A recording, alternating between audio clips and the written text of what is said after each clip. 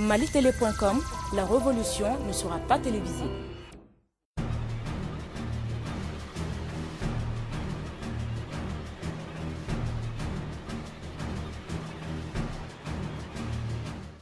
Bonsoir et bienvenue à toutes et à tous. Vous êtes sur malitélé.com.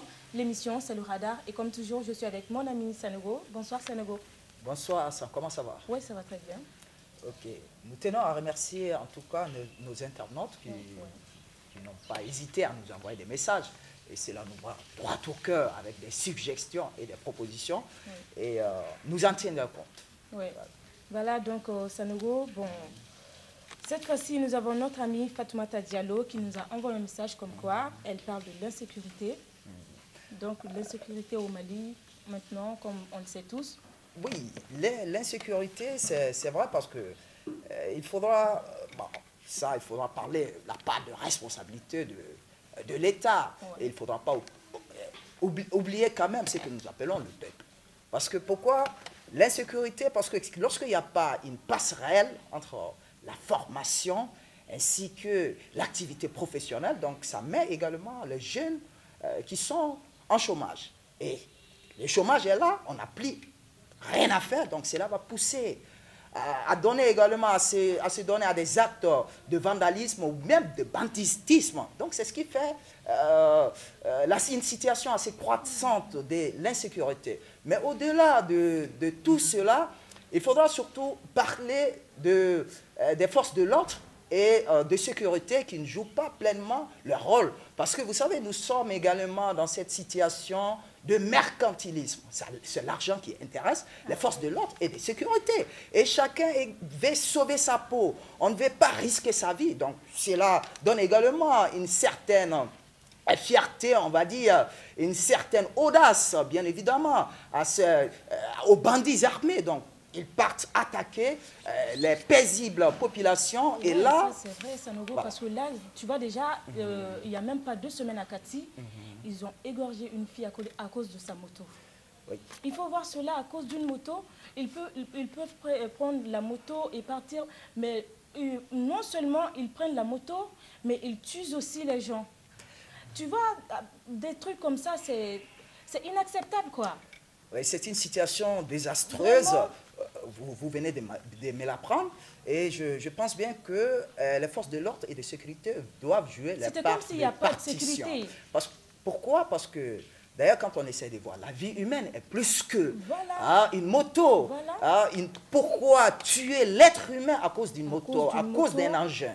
Donc, souvent, c'est une situation qui nous attriste réellement. Et on pense bien que les autorités politiques et administratives prendront en charge cette situation. Parce que ce qui encourage d'ailleurs l'insécurité, c'est qu'il y a ce que l'on appelle l'impunité. Donc on fait ce qu'on veut et personne n'est condamné. Chacun essaie même s'ils sont condamnés, et maintenant on peut enfermer un voleur aujourd'hui, dans 2 semaines, 3 semaines, tu le vois, il passe des trucs comme ça, tu vois. C'est inacceptable. Espérons qu'il y ait en tout cas, que la justice soit faite pour cette situation. Vraiment. Donc pour faire comme nos amis, écrivez-nous sur notre page Facebook Le Radar. Voilà Adama, donc notre deuxième internaute. Hassan Ibrahima Sanogo nous envoie un message. Il dit bien que faudra-t-il se marier par amour ou par intérêt? Adama, un sujet d'actualité, hein? Tu vois, vraiment un sujet d'actualité. Moi, quand même, je pense qu'il ne faut jamais se marier par intérêt. Jamais, parce que là, si tu te maries par intérêt, à cause des matériels, ou je ne sais comment dire, et si le matériel finit, ou si l'argent finit maintenant, donc ça veut dire que le mariage est fini. Or, il faut se marier pour toute la vie. Il faut se marier pour toute la vie. Il faut penser aux enfants qu'on va avoir. Il faut penser à l'avenir. Il ne faut pas se marier par intérêt, dire que cet homme a de l'argent, je vais me marier avec lui, ou cet homme a quelque chose que je ne sais pas. Mais quand même, moi, je pense que ce n'est même pas à débattre. Il ne faut jamais se marier par intérêt.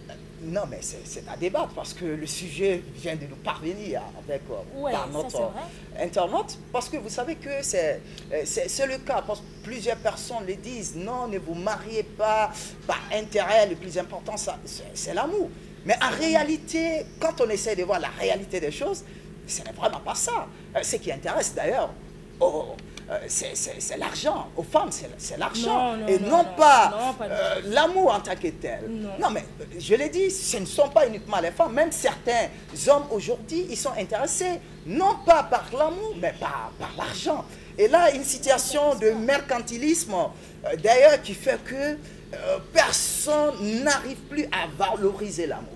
Dans le temps, on savait que le mariage était plus ou moins forcé, donc il n'y avait pas question d'amour. Mais aujourd'hui, pourquoi j'ai dit que c'est l'intérêt? Il faudra essayer de voir le taux croissant, bien évidemment, des divorces qui se fait, bien évidemment. Les divorces sont assez fréquents dans nos sociétés. Non, ouais, justement, mais cela veut dire quoi? Ce n'est pas par amour, mais c'est par intérêt. Voilà, c'est par intérêt. Voilà. Donc l'amour aujourd'hui, c'est vrai, ça s'est dit dans les propos, tout ça, mais en réalité, tel n'est pas le cas. Voilà, justement. Voilà. Donc là, maintenant, nous avons notre troisième internaute, Fatim Diakité, qui nous dit qu'est-ce qui pousse les jeunes à quitter le pays. Bon, en tout cas, il y a plusieurs raisons et je pense bien que il ne faudra pas être contre cette situation parce que l'État doit mettre en place une politique d'insertion des jeunes dans les secteurs d'activité de l'État. Pourquoi? Parce qu'on ne peut pas empêcher un jeune de quitter son pays à partir du moment où ce jeune n'a pas un emploi. C'est assez difficile. C'est le chômage d'ailleurs, des situations désastreuses économiquement qui poussent en tout cas ces jeunes à aller voir ailleurs.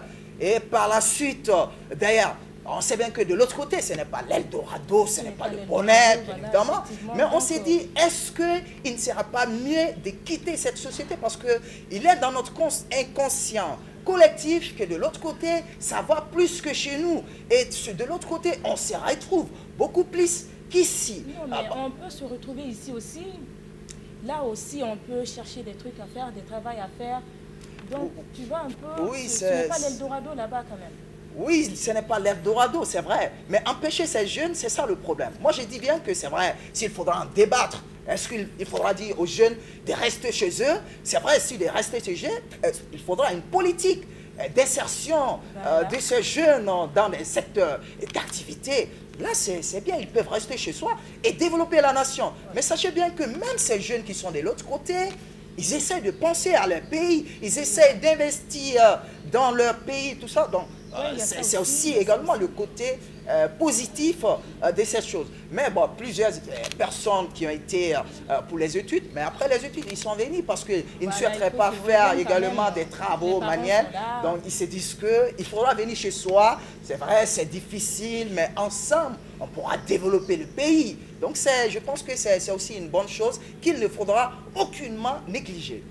Oui, ça aussi, tu vois. Donc, voilà, vous pouvez toujours faire comme nos internautes, nos amis, en nous envoyant vos messages sur notre page Facebook, Le Radar. Voilà, Dama, je pense que c'est la fin de cette émission. Oui, Hassan, c'est la fin de cette émission. Je pense que c'est aussi le lieu de remercier les radaristes, on va dire ainsi, voilà. nos internautes qui ne cessent de nous encourager, tout ça. Et, on sait bien que quand on essaie de voir dans la semaine, ça a été également l'émission la plus écoutée, la plus critiquée d'ailleurs. Donc là, c'est quand même une bonne chose. Nous ne pouvons que remercier ces internautes et on s'est dit comme ça, à la prochaine, nous vous remercions. Merci. Voilà.